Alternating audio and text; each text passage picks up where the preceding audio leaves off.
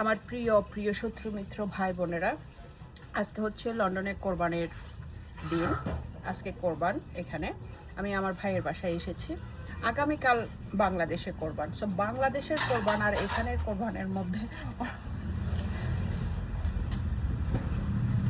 বাংলাদেশের কোরবান আর এখানের কোরবানের মধ্যে অনেক অনেক তফাৎ আছে। একটু তফাৎ না, অনেক তফাৎ আছে। তো সেটা হচ্ছে যে আমাদের যে বাংলাদেশে যেমন গরুর হাটে গিয়ে গরুর গুমুতের সাথে একটা লেগে থেকে থেকে গরুর এর সাথে করে যে কি বলে যে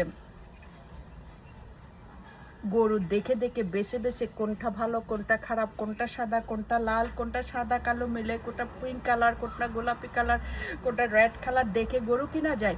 লন্ডনে কিন্তু সেইটা না। লন্ডনের প্রত্যেকটা কিছু একটা একটা করে প্রত্যেকটা বিষয়ের মধ্যে আমি একটু ওরা আমার আমার অ্যাটেনশন নষ্ট করছে।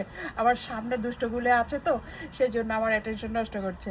সো লন্ডনে কিন্তু প্রত্যেক কিছুর একটা রোলস আছে, একটা রেগুলেশন আছে, একটা টাইম টেবিল আছে, একটা সব কিছুর একটাই আছে। এখানে লন্ডনে যারা গরু কাটবে তারা হচ্ছে যে তাদের লাইসেন্স লাগে এবং সেটা একটা জায়গা নির্দিষ্ট থাকে, সেখানে গরু কাটে।